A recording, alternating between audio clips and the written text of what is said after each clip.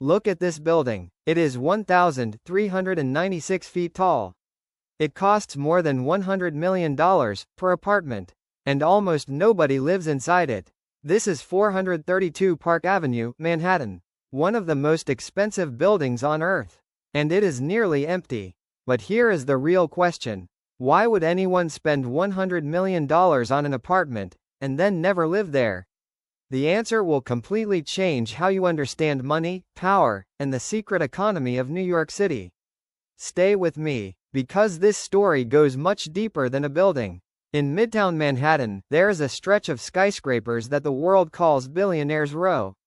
These towers, 432 Park, 111 West 57th Street, 157, 220 Central Park South, were built between 2010 and 2022. Combined, they contain thousands of apartments worth more than $25 billion. But here is what I want you to do. Walk past these buildings at night. Count the lights on. You will find, floor after floor, window after window, most of them are completely dark. Not rented, not used, not lived in, just empty. A New York City investigation found that in some of these buildings, more than 57% of units sit completely vacant. So the question every normal person asks is, why build them at all? These apartments are not bought by New Yorkers. They are bought by oligarchs from Russia, Saudi Arabia, China, and South America. By hedge fund managers who live in Connecticut. By politicians from countries where keeping money at home is dangerous. These people are not buying a home. They are buying a vault. A very expensive, very tall vault, in the safest financial system in the world. Think of it this way. If you are a billionaire in a country where the government can freeze your bank account, where corrupt officials can seize your money overnight, where political danger is always one election away, where do you put your wealth? You buy New York real estate. Because nobody, no government, no dictator, no court in another country, can take that from you.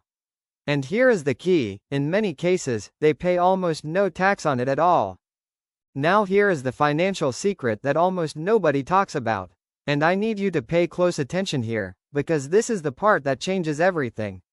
In the United States, when a foreign buyer purchases real estate through something called an LLC, a limited liability company, they can hide their identity completely. The building records show the LLC name, not the person, so officially, on paper, nobody knows who owns the apartment. For years, buying through an LLC in New York meant paying almost zero property tax, through a government program called the 421A tax abatement. This program was originally designed to encourage developers to build affordable housing. But it was quietly extended to luxury condos. And billionaires took full advantage of it.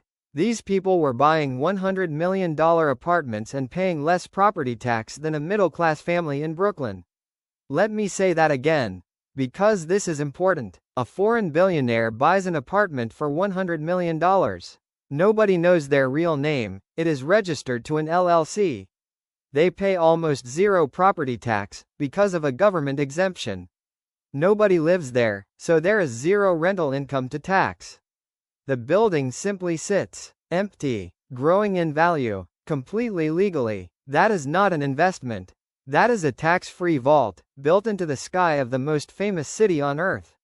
Now zoom out, and think about what this means for ordinary New Yorkers.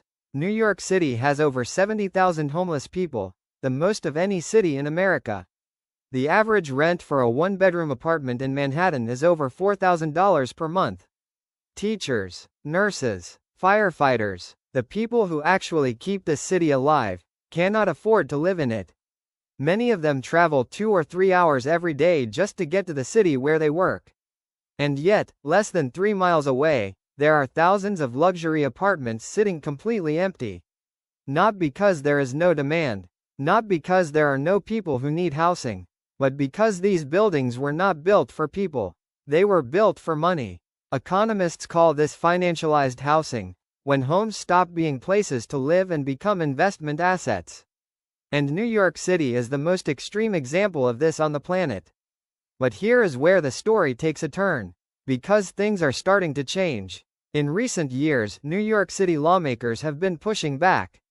A proposed tax called the pied-à-terre tax, which means foot on the ground in French, would charge wealthy part-time residents an annual tax for their empty luxury apartments.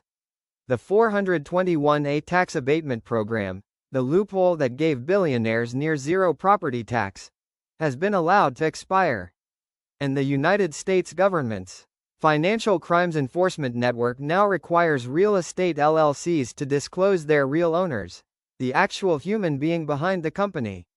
The era of total anonymous ownership is slowly ending, but many experts say these reforms are too small, and too late. The loopholes are still wide open, the buildings are still dark, and the money is still flowing in.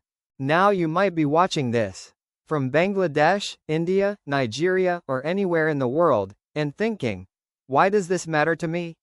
Here is why. This exact same system exists in London, in Dubai, in Singapore, in Hong Kong, in Vancouver, in Sydney. The ultra-wealthy use real estate in every major city on Earth as a global tax shelter.